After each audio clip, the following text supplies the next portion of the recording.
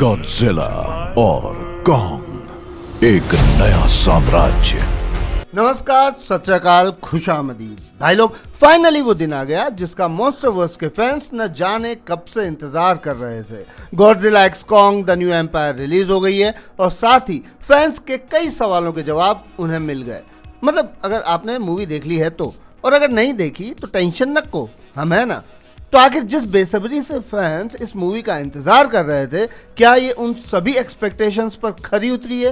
क्या ये एक ऐसा सिनेमैटिक एक्सपीरियंस है जो लंबे समय तक लोगों के दिलों पर अपनी एक छाप छोड़ेगा, या बस इसे रिलीज से पहले एक हवा बनाकर रखा हुआ था और रिलीज के बाद मूवी की सारी हवा फुस बोले तो निकल गई? तो चलिए, जैसा कि मैंने आपसे वादा किया था, जानने की कोशिश करते हैं कि आखिर मूवी व्यूअर्स की आशाओं पर कितनी खरी उतरी है। सबसे पहले तो मैं ये बता दूं कि हमने अब तक जितनी भी थ्योरीज पर बात की थी और मूवीज की स्टोरी को लेकर अंदाजा लगाया था, वो लगभग सारे पॉइंट सही थे। यानी कहानी के नाम पर आपको बहुत कुछ अलग या अनोखा नहीं मिलने वाला है।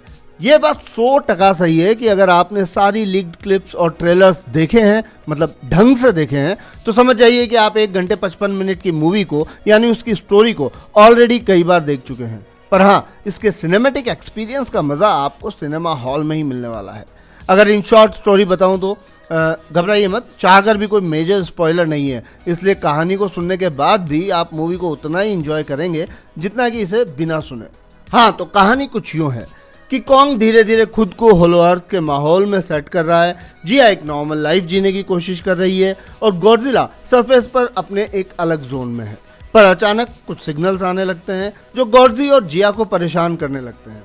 मोनार्क ये समझ नहीं पाता कि आखिर गॉडजिला को अचानक क्या हो गया। डॉक्टर एंड्रयूज ये नहीं समझ पाती कि जिया को आखिर क्या हो गया। इन सिग्नल्स के पीछे का राज को समझने के लिए डॉक्टर एलिना, जिया, ट्रैपर और बर्नी एक साथ होलो अर्थ में जाते हैं, जहां उन्हें अतीत के कुछ राज पता चलते हैं, कुछ ऐसे राज जो इस धरती पर एक बड़ी मुसीबत ला सकते हैं। और ज़रा सोचिए कि इस आने वाली मुसीबत को कौन रोक सकता है भला? जी हाँ, कॉन्ग और गॉडजिला और जिया और मोथरा। और इसमें सबका अपना अपना एक इम्पॉर्टेंट रोल है। एंड में कॉन्ग और गॉडजी साथ मिलकर स्कार की वाट लगा देते हैं और एक बार फिर अपनी अपनी दुनिया में मस्त हो जाते हैं। वैसे अभी के लिए मेरे ख्याल से इतनी स्टोरी बताना काफ़ी है। तो अब आखिर प्रश्न ये है कि मूवी में कितना दम है? तो भाई लोग, स्टोरी काफ़ी सिंपल है और आपको ज़्यादा दिमाग लगाने की ज़रूरत नहीं पड़ती। इन शॉर्ट, प्लॉट काफ़ी सिंपल है और अगर आप इतिहास की कोई बहुत बड़ी मिस्ट्री के सुलझने की तलाश में जा रहे हैं तो आई एम सॉरी, आप निराश होंगे। हाँ, ये सच है कि ये एक प्योरली मॉन्स्टर मूवी है और आप अगर इन बड़े बड़े क्रीचर्स से मिलने को बेताब हैं तो समझिए आपका दिन बन गया। साथ ही मूवी हमें कुछ नए चेहरों से इंट्रोड्यूस करवाती है जिन्हें देखकर ऐसा लगता है कि मॉन्स्टरवर्स आगे किस दिशा में बढ़ने वाला है।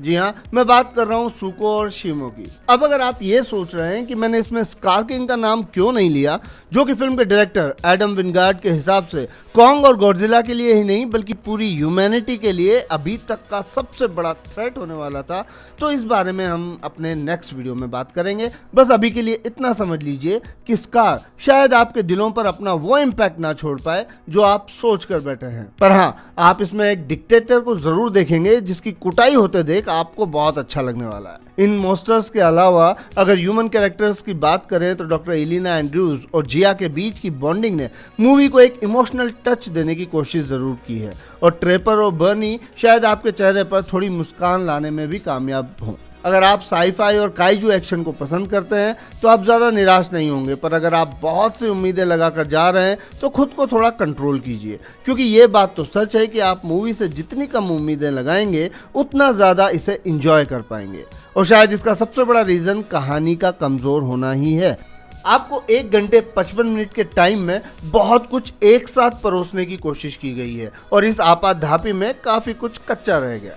यहाँ तक कि कुछ एक्शन सीन्स को देखकर भी आपको लगेगा कि अरे ये क्या, अभी तो शुरू हुआ था, अभी ख़त्म भी हो गया, अरे थोड़ा सा तो टाइम और देते। पर ठीक है, अब एक साथ इतने मॉन्स्टर्स एक ही मूवी में आएंगे तो सबको प्रॉपर फुटेज मिलना तो कोई आसान काम नहीं है। पर हाँ, अगर मेकर्स ये बैलेंस बना लेते तो शायद बात काफ़ी अलग होती। तो कुल मिलाकर ये आपके ऊपर डिपेंड करता है कि मूवी में आपको क्या पसंद है, दर्जन भर एक्शन सीक्वेंसेस या फिर एड्रेनलिन रश के लिए प्रॉपर बिल्डअप, फिर चाहे कुछ सीक्वेंसेस कम हो जाए। तो भाई लोग, अभी के लिए इतना ही।